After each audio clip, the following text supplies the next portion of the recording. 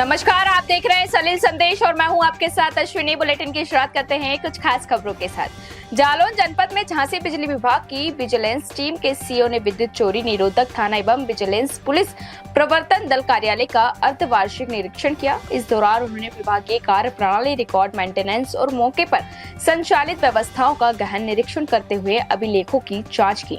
CO ने अधिकारियों एवं कर्मचारियों को निर्देश दिए कि उपभोक्ताओं की शिकायतों को त्वरित और प्रभावी निस्तारण सुनिश्चित किया जाए तथा दर्ज विद्युत चोरी के मामलों की समयबद्ध एवं निष्पक्ष विवेचना कर उनका सही तरीके से निस्तारण किया जाए। निरीक्षण के दौरान उन्होंने कर्मचारियों से संवाद कर उनकी समस्याएं भी सुनी और आवश्यक दिशा निर्देश दिए। साथ ही साफ सफाई, अभिलेखों की स्थिति और टीम की सक्रियता पर विशेष ध्यान देने को कहा। जालौन थाने का आज अर्धवार्षिक निरीक्षण किया गया मेरे द्वारा, तो काफ़ी चीज़ें व्यवस्थित पाई गई हैं और स्टाफ को दिशा निर्देश दिए गए हैं। लगभग इस वर्ष 10,000 के लगभग इस थाने पर विवेचनाएं पेंडिंग थी, इस पर लगभग 4,000 विवेचनाओं का निस्तारण किया गया है। 6,000 के लगभग शेष है। अधिक से अधिक विवेचनाओं का निस्तारण के निर्देश दिए गए।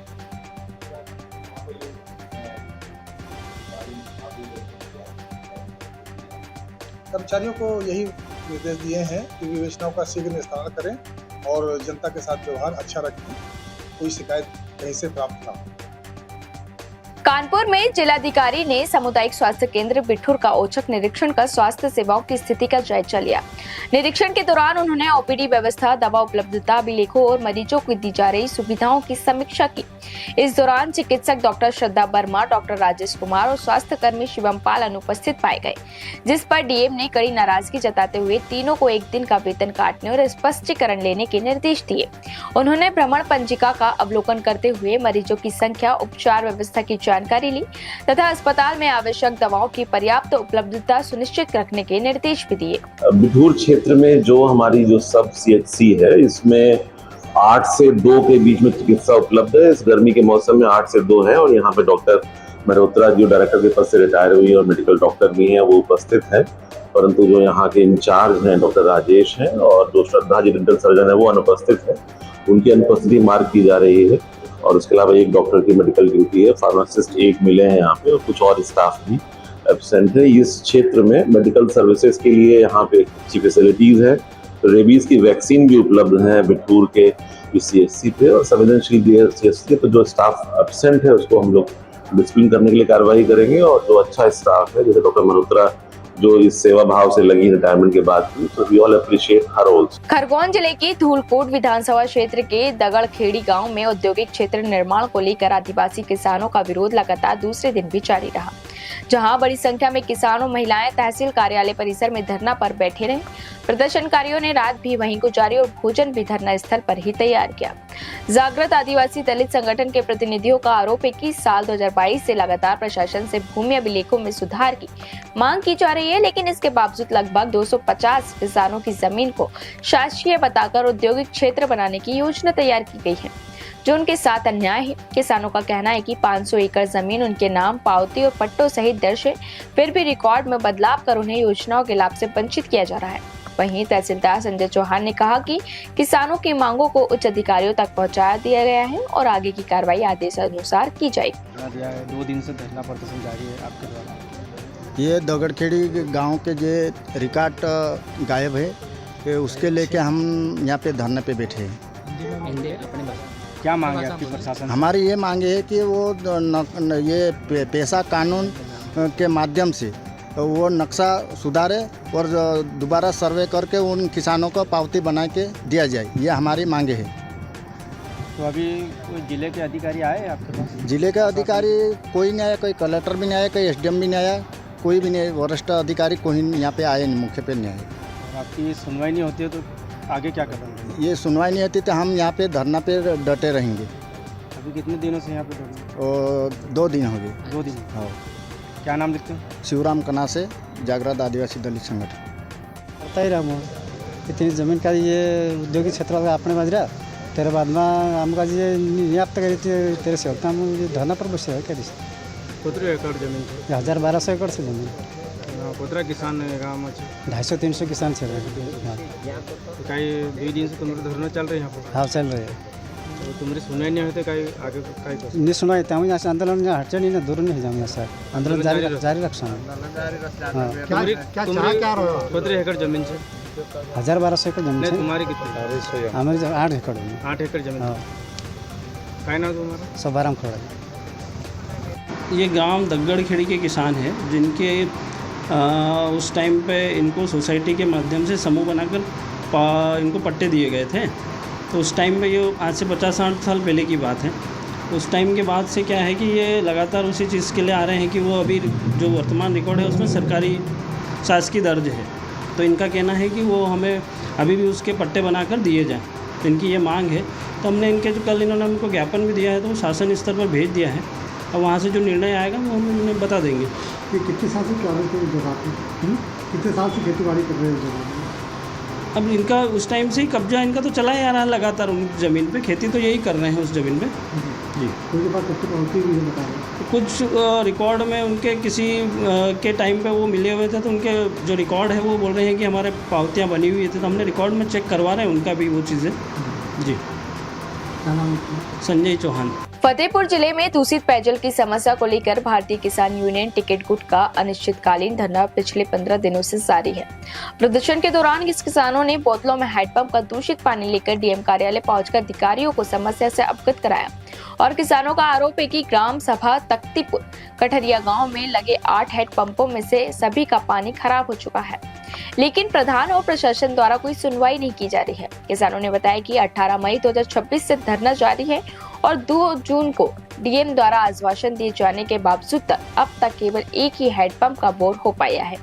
यूनियन ने चेतावनी दी है कि यदि जल्द समाधान नहीं हुआ तो कलेक्ट्रेट में भूख हड़ताल शुरू की जाएगी। किसान यूनियन टिकैत गुट के हैं और कठरिया गांव में 18 मई से हड़ताल चल रही है, निश्चितकालीन चल रही है और आज भी जारी है। किस लिए? वहाँ पर पानी पीने के पानी की बहुत समस्या है। प्रदूषित पानी जो सरकारी नल लगे हुए हैं वो एक भी रिबोर नहीं हुआ है। उसके लिए हम लोग पहले अपने ब्लॉक में विजयपुर में उसके लिए ज्ञापन दिए, बीडीओ साहब को अपना गांव का दौरा करवाए, वो निरीक्षण भी किए। वो 8 नलकूपों को हमने रिबोर के लिए दिया था, लेकिन एक भी अभी तक रिबोर नहीं हो पाया है और सब प्रदूषित पानी निकल रहा है और तालाबों की साफ सफाई नहीं हो पाई है। जानवरों को पीने के पानी की बहुत समस्या है। मुरादाबाद में 8 जून से स्वच्छता सेवा पखवाड़ा जन चौपाल अभियान का भव्य शुभारंभ किया गया जो 3 जुलाई तक चलेगा। इस अभियान की जानकारी नगर आयुक्त दिव्यांशु पटेल और नगर विधायक रितेश गुप्ता ने संयुक्त प्रेस कॉन्फ्रेंस में दी। अभियान का मुख्य उद्देश्य नागरिकों की बुनियादी समस्याओं जैसे सफाई, पानी, सड़क और स्ट्रीट लाइट जैसी सुविधाओं का मौके पर ही समाधान कराना है। प्रशासन ने बताया कि जनता से सीधे संवाद कर समस्याओं को त्वरित निस्तारण किया जाएगा और हर वार्ड एवं मोहल्ले की समस्याओं को जमीनी स्तर पर हल करने का प्रयास होगा। अभियान को पारदर्शी बनाने में पत्रकारों की भूमिका को भी महत्वपूर्ण बताया गया और नगर प्रशासन का दावा है कि इस पहल से मुरादाबाद को स्वच्छ और सुव्यवस्थित शहर बनाने में मदद मिलेगी। देखिए, माननीय मुख्यमंत्री जी के द्वारा स्वच्छता सेवा पखवाड़ा मनाए जाने के जो निर्देश वीसी के माध्यम से दिए गए थे उसमें एक प्रमुख निर्देश ये भी था कि जो प्रशासनिक विभाग हैं उनके द्वारा जो समाज के प्रबुद्ध वर्ग हैं, चाहे वो व्यापारी वर्ग हो, चाहे पत्रकार बंधु हों या उद्योगपति बंधु हों, डॉक्टर हों इत्यादि जो प्रबुद्ध वर्ग है उनको अलग अलग बैठाकर एक मीटिंग भी की जाए और विशेष रूप से शहरी क्षेत्र में जो समस्याएं रहती हैं या जो उस वर्ग की अपनी कुछ समस्याएं हों उस पर जनप्रतिनिधियों के साथ भी यथासंभव कोशिश करते हुए वहाँ उनके बारे में सुना जाए। साथ ही इन चौपालों का एक प्रमुख उद्देश्य ये भी है कि जो सरकार के जनहित के कार्य चल रहे हैं, 12 साल से लगातार जन कल्याण के कार्य चल रहे हैं, उनके बारे में इन प्रबुद्ध वर्ग को अवगत भी कराया जाए क्योंकि ये वो वर्ग हैं जो समाज को संचालित करते हैं। जनप्रतिनिधियों के माध्यम से भी जो कार्य क्षेत्र में कराए जा रहे हैं उसके बारे में समाज के अंतिम वर्ग तक ये सूचना पहुंच सके, उसके लिए भी इन प्रबुद्ध वर्ग का सहयोग अति आवश्यक है। इन सभी चीज़ों को ध्यान में रखते हुए माननीय मुख्यमंत्री जी के द्वारा एवं शासन के द्वारा ये निर्देश दिए गए थे। इसी क्रम में नगर निगम मुरादाबाद के द्वारा प्रतिदिन 3 वार्डों में सुबह 7 से 9 जन चौपाल लगाई जा रही है जहां हमारे माननीय पार्षद गणों को बुलाया जा रहा है और वहां पे भी जनता की अच्छी भागीदारी दिख रही है। और नगर आयुक्त के स्तर पे कल व्यापारी वर्ग को बुलाया गया था और उनके द्वारा अपनी समस्याएं बुध बाजार क्षेत्र की बताई गई। आने वाले दिनों में लघु उद्योग भारती व जो हमारे एक्सपोर्टर बंधु हैं उनकी भी यहाँ पर इसी तरीके से मीटिंग विधायक जी से समय लेकर कराई जाएगी, महापौर जी का भी समय लिया जाएगा साथ ही आज जब आप पत्रकार बंधु यहाँ उपस्थित हैं, तो हमारा उद्देश्य इस मीटिंग का यही था कि पत्रकार जो वर्ग है, पत्रकार बंधु जो होते हैं, वो समाज के अंतिम छोर तक अपनी बात पहुँचाने की क्षमता भी रखते हैं और समाज उनकी तरफ देखता है, वो चाहे पॉजिटिव खबरों के लिए हो या नेगेटिव खबरों के लिए हो। तो आज की इस मीटिंग का जो उद्देश्य था वो यही था कि सरकार के माध्यम से जो जन कल्याण के कार्य किए जा रहे हैं वो आप पत्रकार बंधु जनता तक पहुंचाएं और जनता की जो अन्य समस्याएं हैं या अपेक्षाएं हैं वो जनप्रतिनिधियों के माध्यम से, अधिकारियों के माध्यम से उसका निराकरण हो सके, इसलिए एक समन्वय स्थापित हो सके पत्रकार बंधुओं के बीच में, जनप्रतिनिधियों के बीच में और अधिकारी वर्ग के बीच में। इस मीटिंग का ये उद्देश्य था। मथुरा में सोशल मीडिया पर वायरल हुए पुलिसकर्मियों से जुड़े वीडियो मामले में सलिल संदेश की खबर का बड़ा असर देखने को मिला है, जिसके बाद पुलिस प्रशासन ने त्वरित कार्रवाई करते हुए 2 पुलिसकर्मियों को निलंबित कर दिया और वीडियो में वाहनों को आगे बढ़ाने के बदले पैसे लेने के आरोप सामने आए थे, जिससे पुलिस की कार्यप्रणाली पर सवाल उठे थे। जांच में एक मामले को मजदूर और ठेकेदार के बीच आपसी विवाद का निपटारा बताया गया, जबकि दूसरे वीडियो में थाना वृंदावन के हेड कांस्टेबल राजकुमार और ट्रैफिक हेड कांस्टेबल नरसिंह की भूमिका संदिग्ध पाई गई। इसके बाद वरिष्ठ पुलिस अधीक्षक ने दोनों को निलंबित कर पूरे प्रकरण की गहन जांच के आदेश दिए हैं। देखिए, सोशल मीडिया पर एक वीडियो वायरल हो रहा था कि कुछ पुलिसकर्मियों के द्वारा पैसे लेकर के और बसों को और वाहनों को वहां से निकाला जाता है और वृंदावन में एंट्री की जाती है। इस संबंध में मेरे द्वारा एक विस्तृत जांच की गई। जांच में ये पाया था कि 2 वीडियो हैं इसमें। एक वीडियो जो कि पैसे लेते हुए उसमें बूथ में दिखाया जा रहा है और एक वीडियो है जो कि उसमें पर्स से पैसे निकालता हुआ दिखाया जा रहा है, जिसमें तो उसके बाद बस निकल जाती है। जो वीडियो उसमें पैसे लेते हुए दिखाई दे रहा है वो एक लेबर और उसका ठेकेदार का डिस्प्यूट था, जिसको उसके पुलिसकर्मियों के द्वारा ला करके और वहाँ पर फैसला किया था, जिसमें से ठेकेदार द्वारा लेबर को 5,000 रुपये दे दिए गए थे, 5,000 रुपये उसके द्वारा नकद दिए गए थे। इस संबंध में कांस्टेबल ने खड़े होकर के वहाँ पे एक लिखित फैसला भी कराया और एक उसमें वीडियो भी बनाया था। इसको किसी ने माध्यम से फोटो को लेकर के और इसी में ऐड करके दे दिया कि ये पैसे ले रहे हैं और वाहनों को निकाला जाता है। लेकिन जो दूसरा वाला जो वीडियो है जिसमें पर्स से पैसे निकाल करके 3 आदमी जाते हैं, उसके बाद एक बस निकल जाती है, इसमें मेरे द्वारा भी जांच की गई थी। तो जांच में ये पाया गया था एक राजकुमार नाम का हेड कांस्टेबल जो कि थाना वृंदावन का है और एक हेड कांस्टेबल ट्रैफिक का है जो नरसिंह नाम का है। ये दोनों वहाँ खड़े रहते हैं और वो आदमी इनके पास आते हैं, तो उसके बाद वो वहाँ से निकल के बस चली जा रही है और उन्होंने पैसे उससे निकाले थे पर्स से। तो ये दोनों की भूमिका जब संदिग्ध पाई गई तो एसएसपी महोदय के द्वारा दोनों को सस्पेंड कर दिया है। इस संबंध में और फिर से जानकारी कर आवश्यक कार्रवाई की जा रही है। गाडरवाड़ा क्षेत्र में तेंदुपत्ता परिवहन से जुड़ा मामला अब चर्चा का विषय बन गया है, जहां वन विभाग ने गाडरवाड़ा बाईपास स्थित महाकाल चौराहे के पास 2 ट्रैक्टरों को रोककर जांच की थी। जांच के दौरान वाहन चालकों के पास से तेंदुपत्ता परिवहन से संबंधित आवश्यक दस्तावेज और ट्रांजिट पास उपलब्ध नहीं पाए गए, जिसके आधार पर पंचनामा तैयार किया गया। विभागीय कार्रवाई के दौरान मौके पर दस्तावेज प्रस्तुत नहीं किए जाने की बात भी सामने आई है। हालांकि अगले दिन दस्तावेज उपलब्ध कराए जाने की चर्चा ने मामले को और उलझा दिया है। फिलहाल वन विभाग ने पूरे प्रकरण को जांच के दायरे में रखते हुए वरिष्ठ अधिकारियों को रिपोर्ट भेजने की बात कही है और आगे की कार्रवाई उनके निर्णय पर निर्भर करेगी। मैयर जिले के प्रशासनिक ढांचे को सशक्त बनाने के उद्देश्य से करीब 10 करोड़ रुपए की लागत से अत्याधुनिक जिला पंचायत भवन का निर्माण किया जाएगा। मंगलवार को जल संवर्धन कार्यक्रम के दौरान प्रदेश की ग्रामीण विकास राज्य मंत्री एवं जिले की प्रभारी मंत्री राधा सिंह ने भूमि पूजन किया। इस अवसर पर मैयर विधायक श्रीकांत चतुर्वेदी, जिला पंचायत अध्यक्ष राम खेलावन पोल, बीजेपी जिला अध्यक्ष कमलेश सुहाने, कलेक्टर विदिशा मुखर्जी, पुलिस अधीक्षक अवधेश प्रताप सिंह सहित कई जनप्रतिनिधि, अधिकारी और बड़ी संख्या में स्थानीय नागरिक मौजूद रहे। ये भवन बनने के बाद जिले की प्रशासनिक व्यवस्था अधिक सुदृढ़ होगी और विभिन्न विभागों की सेवाएं एक ही परिसर में मिलने से आमजन को सुविधा मिलेगी। मंत्री राधा सिंह ने कहा कि मैयर तेजी से विकास की दिशा में आगे बढ़ रहा है और ये भवन विकास यात्रा में एक महत्वपूर्ण उपलब्धि साबित होगा। कानपुर के पनकी नहर में छात्र का शव मिलने से मामले ने तूल पकड़ लिया है। परिजनों ने पुलिस कमिश्नर से मुलाकात कर मामले की निष्पक्ष जांच कराने और 58 लोगों के खिलाफ दर्ज मुकदमे को हटाने की मांग की है। इस दौरान परिजनों के साथ पहुंचे हिंदू नेता पंकज धवरैया ने पुलिस की कार्यशैली पर सवाल उठाते हुए आरोप लगाया कि पीड़ित परिवार और उनके साथियों पर ही झूठा मुकदमा दर्ज किया जा रहा है। उन्होंने कहा कि पुलिस प्रशासन घटना की सही जांच नहीं कर रहा है।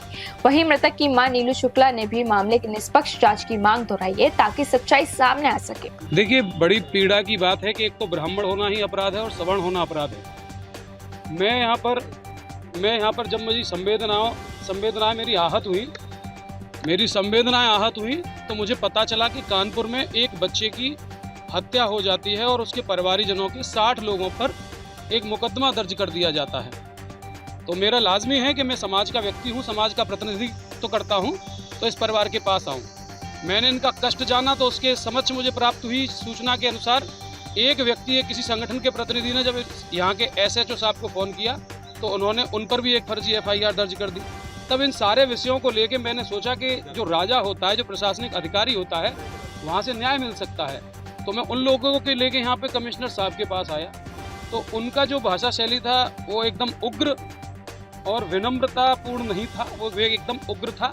उन्होंने बोला कि यहाँ सब कुछ चल रहा है और इस पर राजनीति नहीं होनी चाहिए और हम इस पर सबको जेल नहीं, हम किसी को न्याय नहीं दे सकते।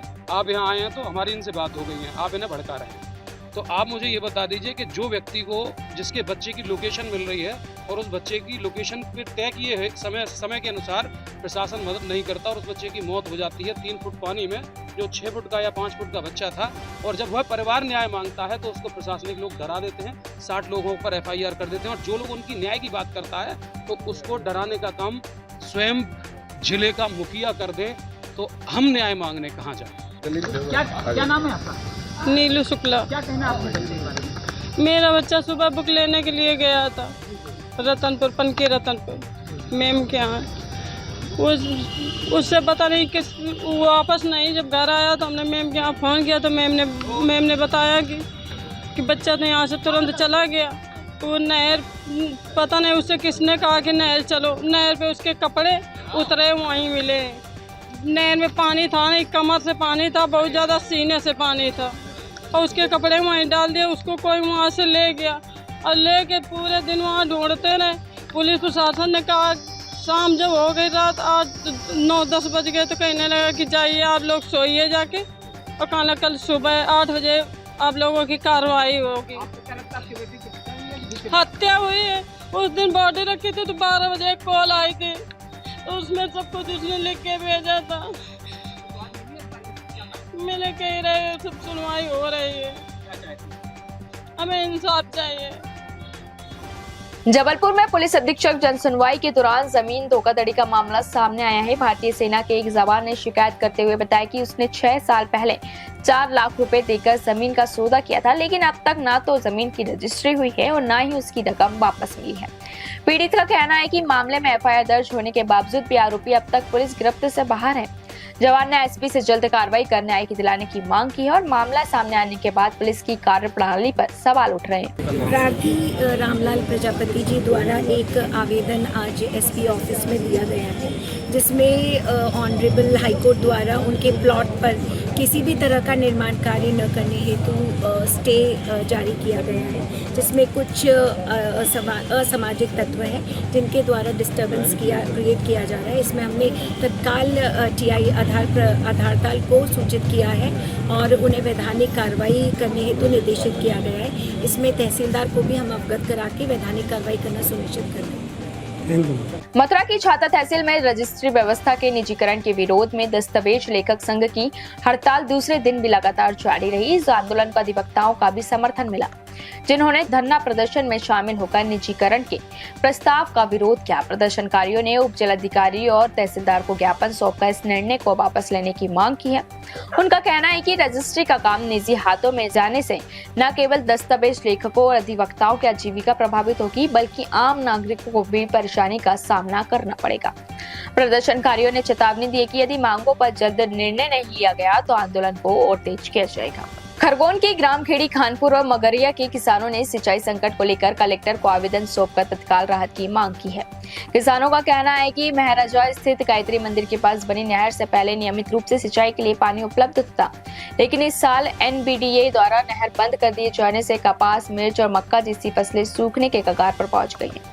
किसानों ने बताया कि 2 बार पानी मिलने के बाद उन्होंने फसल बोई थी, लेकिन अब पानी बंद होने से भारी नुकसान की आशंका है। किसानों ने प्रशासन और जनप्रतिनिधियों से कई बार गुहार लगाई, लेकिन अब तक कोई समाधान नहीं मिला। इस दौरान किसानों ने चेतावनी दी कि यदि जल्द पानी उपलब्ध नहीं कराया गया तो उन्हें गंभीर आर्थिक संकट का सामना करना पड़ेगा। खानपुरा एवं मगरिया के किसानों के साथ में कलेक्टर ऑफिस हम ज्ञापन देने आए हैं। इनके जो अभी मगरिया मेहरजा की जो मंदिर है, वहाँ पर इनका वाल 2-3 साल से इनको उस वाल से पानी मिल रहा था। अभी इस बार भी 1-2 रोज चलाया उस वाल को, इन्होंने अपनी फसलें खड़ी कर ली। कपास लगा दिया, मक्का लगा दिया, मिर्च लगा दी और अभी उस वाल को बंद कर दिया गया, वहाँ गिट्टी कांक्रीट कर दी गई। तो हमारा निवेदन है कि उस वाल को जल्दी चालू करवाए ताकि हमारे किसानों को इस समस्या से निजात पाए। परशुराम पाटीदार, किसान कांग्रेस अध्यक्ष। समस्या नहीं हल होगी, 2 रोज रास्ता देखेंगे, नहीं तो हम सभी किसानों के साथ मैं खुद भी मगरिया फाटे में चक्का जाम करेंगे। परशुराम पाटीदार, अध्यक्ष जिला किसान कांग्रेस कमेटी खरगोन। मथुरा के गोवर्धन क्षेत्र अंतर्गत अडिंग बाईपास पर तेज रफ्तार रोडवेज बस ने मोटरसाइकिल सवारों को जोरदार टक्कर मार दी, जिससे बाइक सवार गंभीर रूप से घायल हो गए। हादसे के बाद मौके पर अफरा तफरी मच गई। स्थानीय लोगों ने तुरंत घायलों को संभाल कर अस्पताल पहुंचाया। प्रत्यक्षदर्शियों के अनुसार बस की गति तेज थी और टक्कर इतनी जोरदार थी कि बाइक पूरी तरह क्षतिग्रस्त हो गई। घटना के बाद बस चालक वाहन लेकर मौके से फरार हो गया, जिससे लोगों में नाराजगी फैल गई। स्थानीय नागरिकों ने सड़क सुरक्षा व्यवस्था पर सवाल उठाते हुए प्रशासन से सख्त कार्रवाई और निगरानी की मांग की है। पुलिस ने मामला दर्ज कर जांच शुरू कर दी है और आसपास के सीसीटीवी फुटेज खंगाले जा रहे हैं। ये हमने पीछे बैठा हुआ था, अब इनका क्या हुआ था, गाड़ी सीधी चल रही थी, मोड़ था वहाँ पे। इन्होंने क्या किया, वहाँ पर एंड टाइम पे इन्होंने क्या किया, वहाँ पे गाड़ी टकराने के बाद साइड में ली, अपनी गलती नहीं माना, चलो मान के तड़पते वक्त छोड़ के आ गया बस वहाँ पुलिस वाले है तब तक शू उसी में मैं था, वो ठोकर के पीछे पीछे मैं आ रहा हूँ। अच्छा, आप क्या कहना चाहते हैं उच्च अधिकारी प्रशासनिक अधिकारियों से? ऐसे मैं ये चाहता हूँ कि ऐसे बंदूक को, चलो ठीक है, ड्राइवर गलती होता है, इंसानियत है, पर तड़पते नहीं छोड़ना चाहिए बस। योगी सरकार से क्या कहेंगे? सरकार अच्छा काम करती है, हम सरकार कोई नहीं है, गलती जिसकी भी हो उसको दंड देना चाहिए। दूसरी बात है, मेरे को छोड़ के आ गया, क्यों? इंसान पुलिस वाले आए, पुलिस वाले हमसे मिलना था, मेरी गलती है क्या है, समाधान तो करना था वहाँ, क्यों पर कोई मार ऐसे थोड़ी मारेगा, कोई गलती हुई तड़पते होते छोड़ के आ गया। अमरोहा जनपद के सेठ नगली थाना क्षेत्र में गंगा एक्सप्रेसवे पर बुधवार को एक भीषण सड़क हादसा हो गया, जिसमें तेज रफ्तार कार अनियंत्रित होकर डिवाइडर से टकरा गई। इस हादसे में कार सवार 8 लोग घायल हो गए, जिनमें 3 की हालत गंभीर बताई जा रही है। सूचना मिलते ही स्थानीय लोग और पुलिस मौके पर पहुंचे और राहत कार्य शुरू किया। घायलों को एम्बुलेंस की मदद से संभल जिला अस्पताल भेजा गया, जबकि गंभीर रूप से घायल 3 लोगों को बेहतर इलाज के लिए मुरादाबाद रेफर किया गया। अपर पुलिस अधीक्षक अखिलेश भदौरिया के अनुसार सभी घायल लखनऊ के निवासी हैं और अपने घर लौट रहे थे। पुलिस ने मामले की जांच शुरू कर दी है। आज थाना सैद नगरी क्षेत्र में गंगा एक्सप्रेस के ऊपर पैदल संख्या 91 के पास एक स्कॉर्पियो गाड़ी दुर्घटनाग्रस्त हो गई। ये मेरठ से लखनऊ की ओर जा रही थी, जिसमें कुल 11 लोग सवार थे। ये किसी डिवाइडर से टकराने के चांस हुई, तो इसमें से उनको तत्काल नज़दीक में संभल जनपद के जिला चिकित्सालय उनको वहाँ से भेजा गया प्राथमिक उपचार के लिए। इसमें 3 लोग गंभीर थे, उनको मुरादाबाद रेफर किया गया। ये सभी लोग लखनऊ के निवासी थे। अभी वर्तमान में मौके पर शांति व्यवस्था कराएंगे और जो इंजर्ड थे उनका समुचित उपचार करवाया गया। मुरादाबाद के मुंडा पांडे थाना क्षेत्र में कासीपुर अलीगंज मार्ग पर करणपुर चौराहे से आगे उस समय बड़ा हादसा हो गया, जब मिल्क धोबियों वाली गांव निवासी बाइक सवार युवक प्रशांत सागर को तेज रफ्तार खनन से भरे डंपर ने जोरदार टक्कर मार दी। टक्कर लगते ही युवक सड़क पर गिरकर गंभीर रूप से घायल हो गया और उसकी दोनों टांगें टूट गई। हादसे के बाद डंपर चालक वाहन लेकर मौके से फरार हो गया। घटना से आक्रोशित परिजनों ने यूपी उत्तराखंड मार्ग पर जाम लगाकर विरोध प्रदर्शन किया। सूचना पर पहुंची पुलिस ने एम्बुलेंस की मदद से घायल को युवक को अस्पताल भिजवाया और परिजनों को समझाकर जाम खुलवाने का प्रयास किया। परिजनों का आरोप है कि इस मार्ग पर खनन डंपरों की तेज रफ्तार से लगातार हादसे हो रहे हैं, लेकिन जिम्मेदार कार्रवाई नहीं कर रहे हैं। यहाँ पे सर एक्सीडेंट हुआ था और वो लड़का यहाँ से पैदल जा रहा था और मजदूरी करने। ट्रक वाले ने जो है क्या कहते हैं, हमारे यहाँ सुबह सुबह टहलते आते हैं, ट्रक वाले ने जो है डंपर जो होता है वो चल रहा था, उसने कट मारा और उसकी दोनों टांगे जो है खत्म हो गई एक्सीडेंट में। जो पुलिस आई उसके साथ में एक ड्राइवर लाइन का आदमी था, उसने जो है कैमरा ऐसा करके दिखा के सबको और ये कही उसने कि सबके खिलाफ मुकदमा करा।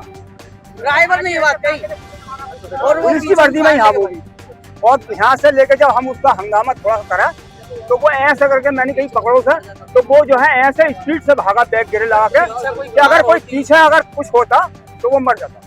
फिलहाल के लिए इस बुलेटिन में इतना ही। मुझे दीजिए इजाजत। नमस्कार।